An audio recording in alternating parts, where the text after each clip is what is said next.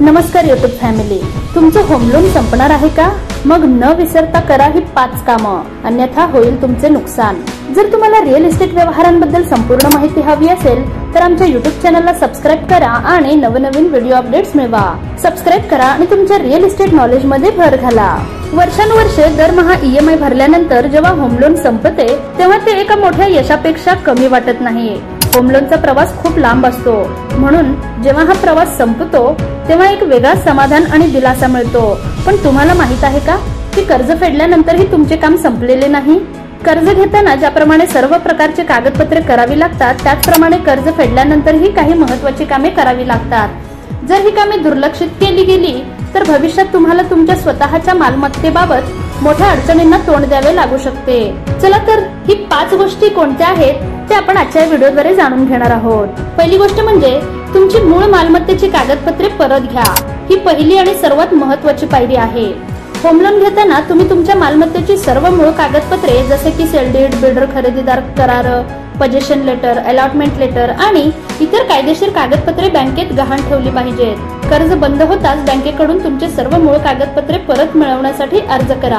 Bank तुम्हाला कागदपत्रे सोपवते तेव्हा प्रत्येक कागद काळजीपूर्वक तपासा। कोणतेही पान फाटलेले, खराब झालेले किंवा गहाळ झालेले नाही याची खात्री करा। एक चेकलिस्ट बनवा आणि सर्व कागदपत्रे जुळवा। ही कागदपत्रे तुमच्या मालमत्तेच्या मालकीचा सर्वात मोठा पुरावा आहे। दुसरी गोष्ट म्हणजे बँकेकडून नो ड्यूज सर्टिफिकेट NDC घ्यायला विसरू नका। नो ड्यूज सर्टिफिकेट किंवा नो ऑब्जेक्शन सर्टिफिकेट म्हणजे NOC हा बँकेने जारी केलेला कायदेशीर दस्तऐवज आहे। हा पुरावा आहे की तुम्ही संपूर्ण कर्जाची रक्कम व्याजासह परत केली आहे आणि आता तुमच्या मालमत्तेवर बँकेचा कोणताही अधिकार नाही। कर्ज बंद करताना बँकेकडून NDC मागवा। तुमचे नाव, मालमत्तेचा पत्ता, कर्ज खाते क्रमांक, कर्जाची सुरुवात आणि समाप्ती तारीख यासारखी सर्व माहिती या प्रमाणपत्रात योग्यरित्या लिहिली पाहिजे।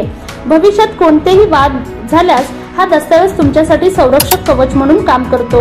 हे सिद्ध करते की तुम्ही बँकेला सर्व कर्ज परत केले आहे। तिसरी गोष्ट म्हणजे मालमत्तेवरून लीन काढून टाका। जेव्हा तुम्ही होम लोन घेता तेव्हा बँक तुमच्या प्रॉपर्टीवर लीन ठेवते। याचा अर्थ असा की जोपर्यंत कर्ज चालू आहे तोपर्यंत बँकेचा त्या मालमत्तेवर अधिकार आहे आणि तुम्ही बँकेच्या परवानगीशिवाय ती विकू शकत नाही।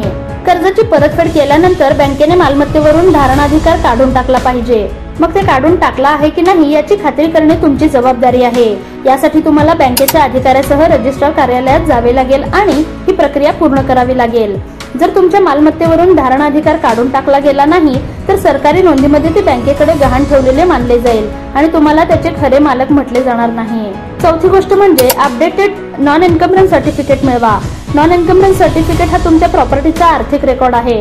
त्यात तुमच्या प्रॉपर्टीवर कधी आणि किती कर्ज घेतले गेले आणि ते कधी परत केले गेले याची संपूर्ण माहिती असते। गृहकर्ज बंद झाल्यानंतर सब रजिस्ट्रार ऑफिस मधून अपडेटेड नॉन एन्कम्बरन्स सर्टिफिकेट साठी अर्ज करा। या नवीन प्रमाणपत्रात असे म्हटले असेल की तुमचे गृहकर्ज आता बंद झाले आहे। भविष्यात तुम्ही तुमची मालमत्ता विकायला जाल तेव्हा खरेदीदार तुम्हाला हे प्रमाणपत्र नक्कीच विचारेल। मालमत्तेवर कोणतेही आर्थिक दायित्व किंवा कायदेशीर वाद नाहीत याचा हा पुरावा आहे। पाचवी गोष्ट म्हणजे तुमचा क्रेडिट स्कोअर अपडेट करा। होम लोन ही एक मोठी जबाबदारी आहे आणि ती वेळेवर परतफेड केल्यामुळे तुमचा क्रेडिट स्कोअर सुधारतो, परंतु कर्ज बंद झाल्यानंतर ही माहिती तुमच्या क्रेडिट प्रोफाइल मध्ये अपडेट करणे देखील महत्त्वाचे आहे। कर्ज बंद झाल्यानंतर 30-40 दिवसांनी तुमचा लेटेस्ट क्रेडिट रिपोर्ट तपासा। तुमचे गृहकर्ज त्यात क्लोज्ड असे दाखवले आहे याची खात्री करा। जर तसे नसेल तर ताबडतोब बँक आणि क्रेडिट ब्युरो जसे की सिबिल एक्सपिरियन्स यांच्याशी संपर्क साधा आणि ते दुरुस्त करा। अपडेटेड आणि चांगला क्रेडिट स्कोअर तुम्हाला भविष्यात दुसरे कर्ज जसे की कार कर्ज किंवा वैयक्तिक कर्ज सहज आणि चांगल्या व्याजदराने मिळवण्यास मदत करेल।